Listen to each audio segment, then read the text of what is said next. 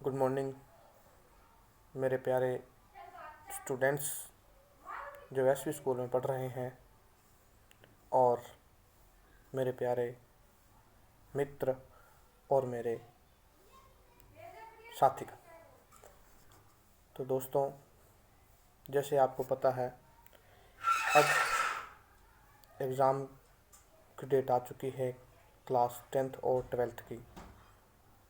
तो जो 10th का मेरा सब्जेक्ट का जो एग्ज़ाम बचा हुआ था एसएसटी का, वो दोस्तों 29 तारीख को होगा और निश्चित तौर से डेफिनेट होगा। इसमें कोई दो राय नहीं है। और दोस्तों, इसी उम्मीद के साथ कि आपकी प्रिपरेशन बहुत अच्छी होगी। खूब पढ़ें, बार बार रिपीट करें, लिख लिख कर याद करें, नोट्स बनाएं उनके, फिर उनको बार बार पढ़ें। और दोस्तों, एक बात का ध्यान रखें, आप पिछले सालों के क्वेश्चन पेपर ज़रूर देखें। हालांकि मैंने आपको पढ़ाया, मैंने 12th साइंस के अंदर इंग्लिश का पेपर मेरा बहुत अच्छा हुआ। 10th क्लास में मेरा इंग्लिश का पेपर बहुत बढ़िया हुआ। और जो मैं 10th इंग्लिश मीडियम में जो एसएसटी पढ़ाता था, मैं भी उसका एग्ज़ाम भी 101% होगा। तो दोस्तों, एक बात का ध्यान रखिएगा, जो लास्ट 2 ईयर्स मैंने एसवी सीनियर सेकेंडरी स्कूल में पढ़ाया, मैंने बहुत अच्छा कराने का प्रयास किया, ठीक है। और उसका जो रिफोर्समेंट एट मीन्स फीडबैक मुझे बच्चों ने बहुत अच्छा दिया। फर्स्ट साल में आदित्य निरंजन तिवारी ने मुझे क्लास 10th में एसएसटी के अंदर 95 मार्क्स दिए, जो एक अपने आप में बहुत रिकॉर्ड था। ये बच्चे की मेहनत थी कि बच्चा मेहनत करके लिया है। क्योंकि दोस्तों, ध्यान रखिएगा, टीचर सिर्फ एक गाइडेंस कर सकता है, टीचर उसको मोटिवेट कर सकता है, लेकिन टीचर उसके अंदर उसकी रुचि बना सकता है। बाकी पढ़ने का काम स्टूडेंट का खुद का होता है। और उसी साल मेरे क्लास 10th में इंग्लिश के बच्चों का भी मार्क्स बहुत अच्छे बने। परमपिता परमात्मा ने मुझे सद्बुद्धि दी पढ़ाने की, और बच्चों ने मुझे काफ़ी साथ चले, मेरे अच्छा साथ दिए, अच्छे मार्क्स। उसके next year English medium 10th SST में 5 बच्चे 95 से ऊपर थे। लोकेश शर्मा, संयम खोखर, खुशी आहूजा, सौरभ खीचड़ और राजन, इन बच्चों ने बहुत अच्छा साथ दिया। और भी बच्चे थे जो 85 88 ऑलमोस्ट काफ़ी अच्छे बच्चे थे। तो बच्चे काफ़ी बढ़िया बच्चे थे, काफ़ी बच्चों ने मुझे सपोर्ट किया और मैंने बच्चों को काफ़ी सपोर्ट किया। बच्चे मेहनती थे, खुद अच्छा, उनके अंदर बहुत अच्छा बेसिक नॉलेज, उनका पहले से उनका बेसिक नॉलेज क्लियर था। इसी कारण से अच्छे मार्क्स बने। तो इसी साल भी मेरे कई विद्यार्थी जो 10th हिंदी मीडियम में थे या 12th साइंस के अंदर थे इंग्लिश सब्जेक्ट वाले, और 10th इंग्लिश मीडियम एसएस के स्टूडेंट थे, वो भी उम्मीद करता हूँ अच्छे मार्क्स लेके आएंगे। मैंने उनको अच्छा करवाने का बहुत प्रयास किया, उन्होंने भी मेरा काफ़ी सपोर्ट किया। तो दोस्तों, एक बात ध्यान रखिएगा, मैं एक बात बहुत बार सुनता हूँ, तो टीचर्स ये बात बोलता है कि आज मैंने बच्चों को पढ़ाया और उसके 100 आउट ऑफ 100 मार्क्स आ गए। तो दोस्तों, मेरा ये अनुभव है, मेरा ये एक्सपीरियंस है कि टीचर्स कभी उसे 100 में से 100 नहीं दिला सकता, क्योंकि बच्चा अपनी मेहनत से लेके आता है। टीचर तो सिर्फ उसको गाइडेंस कर सकता है, टीचर तो सिर्फ उसको मोटिवेट कर सकता है। हाँ, टीचर्स की मोटिवेशन से ही वो बच्चा पढ़ने के अंदर उसके लगन ले आती है। अगर कोई टीचर्स ये कहता है कि मैंने पढ़ा के उसको 100 मार्क्स दिलाए हैं, तो बाकी क्लास वालों को क्यों नहीं आए?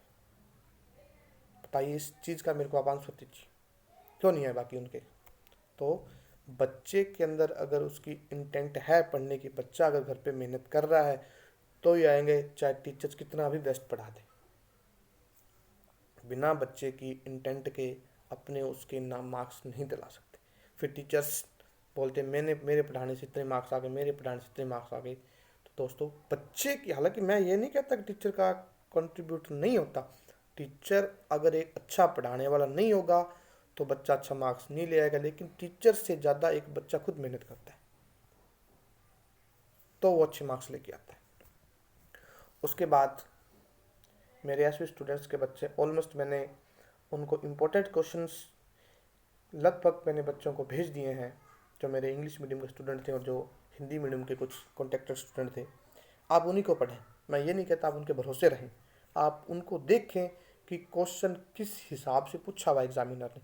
क्योंकि जब दोस्तों अपने को ये पता चल जाता है कि क्वेश्चन किस हिसाब से और कैसा आ रहा है, तो अपने कभी ज़िंदगी में असफल हो ही नहीं सकते।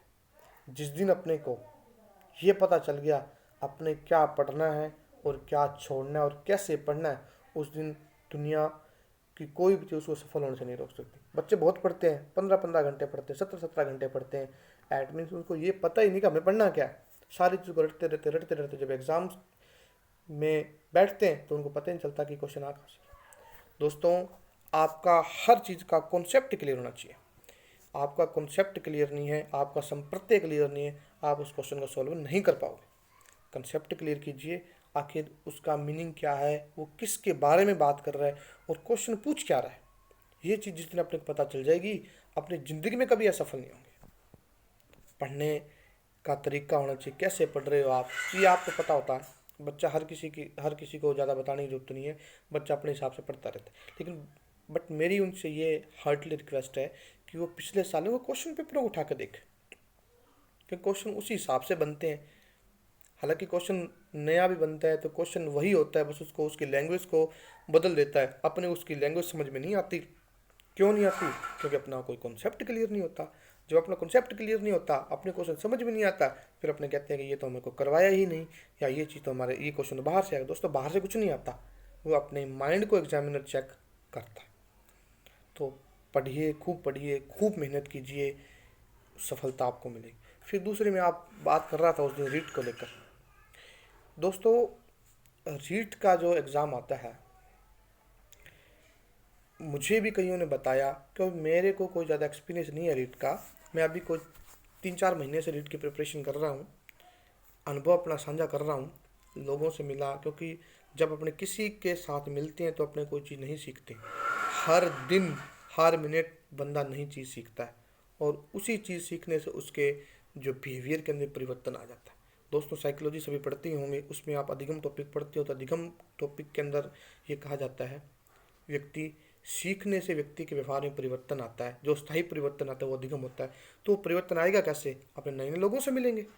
तो उसके अलावा आप पेपरों को देखिए, क्वेश्चन का पैटर्न देखिए। सबसे पहली बात, आपको आपका सिलेबस पता होना जरूरी है। सिलेबस में क्या पूछा है आप उतने पढ़िए, जितना, जैसे उसने मुगल काल में पूछ लिया, अकबर के बारे में पूछा है, जहांगीर के बारे में पूछा, उनके बारे में कितना मैटर उसने पूछा है, उसका आप कंसेप्ट क्लियर कीजिए। फिर आप चाहे किसी बुक से पढ़ लीजिए, कोई जरूरत नहीं है। फिर पूछते हैं सर बुक कौन सी बेस्ट है, मैंने भी ये पूछा, बुक सारी अच्छी होती है। अपने को कौन सी बुक की लैंग्वेज समझ में आती है वो पढ़िए। पहले आप कंसेप्ट किसी भी यूट्यूब के अकॉर्डिंग या किसी भी इंस्टीट्यूट के अकॉर्डिंग अपने कंसेप्ट को क्लियर कीजिए। कंसेप्ट क्लियर करने के बाद आप नोट्स बनाकर आप किसी बुक, एक ही बुक को आप बार बार पढ़िए। क्योंकि दोस्तों, अगर अपने, हो सकता है कोई भी बुक होती है उसमें 1 या 2 मिस्टेक्स होती है। अगर एक बुक में 2 गलतियां हैं, आपने 10 बुक्स पढ़ ली तो 20 गलतियां होगी। अगर अपने वही एक ही बुक को बार बार पढ़ेंगे तो एक न एक तो गलतियां करेंगे।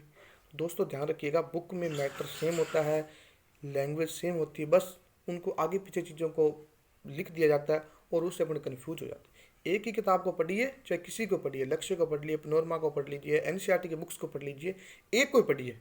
ये मेरा अनुभव कहता है। मेरा अनुभव नहीं, मेरे जो फ्रेंड्स ने मुझे बताया, जो पहले मेरे से सीनियर जो रीट को क्वालिफाइड कर, उन्होंने बताया, और जहाँ मैंने कोचिंग की उत्कर्ष के अंदर उन्होंने बताया, एक ही बुक को बार बार पढ़िए।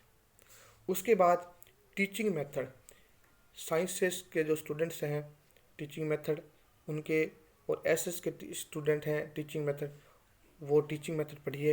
हिंदी है, इंग्लिश है, पंजाबी है, ये टीचिंग मेथड यानी कि जिसको शिक्षण विधियाँ बोलते हैं, ये आप अपने क्लियर कीजिए। क्योंकि सभी में एक है, देखो इवेल्युएशन या मूल्यांकन या रेमिडियल उपचारात्मक परीक्षण, ये सभी के अंदर सेम होता है। भाषा के कौशल, लिखने के कौशल, पढ़ने के कौशल, ये सभी में सेम होते हैं। उनको बार बार पढ़िए उनको क्वेश्चन देखिए, एनसीएफ 2005 होगी, इन क्वेश्चनों का बार बार पढ़ोगे तो आपको पता चल जाएगा क्या होता है। और शिक्षण विधियों के दोस्तों नंबर फ्री के होते हैं। फिर एक आप स्ट्रेटजी से पढ़िए। साइकोलॉजी आप जानते हैं कि सबसे, सोचा जाए तो सबसे टफ सब्जेक्ट है, और देखा जाए तो सबसे इजी सब्जेक्ट है। आप देखिए साइकोलॉजी के अंदर हर बार ये कहते हैं कि साइकोलॉजी हार्ड है। हार्ड मुझे भी लगती है, अभी भी लगती है, कुछ हद तक मैं अपने आप इम्प्रूवमेंट कर चुका हूँ। लेकिन साइकोलॉजी इजी सब्जेक्ट क्यों? क्योंकि अपने समझ में आनी चाहिए, वो अपने व्यवहार पर आधारित है। आपने सुबह से लेकर शाम तक क्या एक्टिविटी करते हैं, वो साइकोलॉजी पूछी जाती है। बाल विकास, बच्चा जन्म लेता है, जन्म के बाद की कौन सी अवस्था आती है, जो मरने के बाद, मरने तक के बीच में कौन सी अवस्था सीखता है, कब वो क्या सीखता है, कब कम सीखता है, कब ज़्यादा सीखता है, वो सारी अवस्थाएं बाल्यावस्था, वो अपने पूरे अधिगम, कभी कम हो जाता है, कभी ज़्यादा हो जाता है, कभी कैसे हो जाता है, वो भी अपने अपने साथ जुड़ा हुआ है। अभी प्रेरणा, जिसको मोटिवेशन, वो भी अपने से। बुद्धि, किसी बच्चे की, किसी कोई बच्चा कम सीखता है, कोई बच्चा ज़्यादा सीखता है, किसको पढ़ने में प्रॉब्लम आती है, किसको लिखने में प्रॉब्लम आती है, कोई सीखने में प्रॉब्लम आती है, वो भी क्या है, अधिगम है। एनसीएफ 2005 धाराएं, बच्चे को मारने का प्रावधान नहीं है, बच्चे को सजा देने का प्रावधान नहीं है, ये सारी चीज़ें अपने से रिलेटेड तो है। फिर ये साइकोलॉजी कहाँ हार्ड हुई? बस क्वेश्चन अप्लाइड आते। तो दोस्तों पढ़िए, बार बार पढ़िए, और इतने बार पढ़िए कि वो चीज़ आपकी कंठस्थ हो जाए। एक चीज़ को जब तक बार, देखो दोस्तों, भूलने की दिक्कत मेरी भी बहुत थी, लेकिन बार बार दोहरान कीजिए, दोहरान की, तो वो चीज़ आपको इतनी याद हो जाएगी कि आपको नींदों में बोलोगे। टाइम शेड्यूल बनाइए, सुबह ये पढ़ना है, दोपहर को रेस्ट करना है, शाम को ये पढ़ना है। क्योंकि जब तक अपना शेड्यूल, जो विवेकानंद ने एक बात कही थी कि जो व्यक्ति रात को बहुत जल्दी, एट मीन्स 10 बजे सो रहा है, और सुबह 3 या 4 बजे उठ के स्टडी कर रहा है, इसका मतलब वो सफलता के पास है। 2 बजे तक पढ़ना, फिर दोपहर में सोए रहना, तो कुछ हासिल होने वाला। रात को 2-3 बजे तक पढ़ लोगे, फिर सुबह आपको थकान महसूस, सुबह नहीं पढ़ पाओगे, एट मीन्स सब सिस्टम वहीं आपका ख़राब हो जाए। तो दोस्तों बार बार पढ़िए, इतना पढ़िए, मेहनत कीजिए। इन सभी बातों के साथ आपका ये भाई, दोस्त और टीचर्स आपसे विदा लेता है। बेस्ट ऑफ लक, चाहे 10th हो, चाहे 12th हो, चाहे रीट हो, चाहे किसी की एग्ज़ाम की तैयारी। Thank you.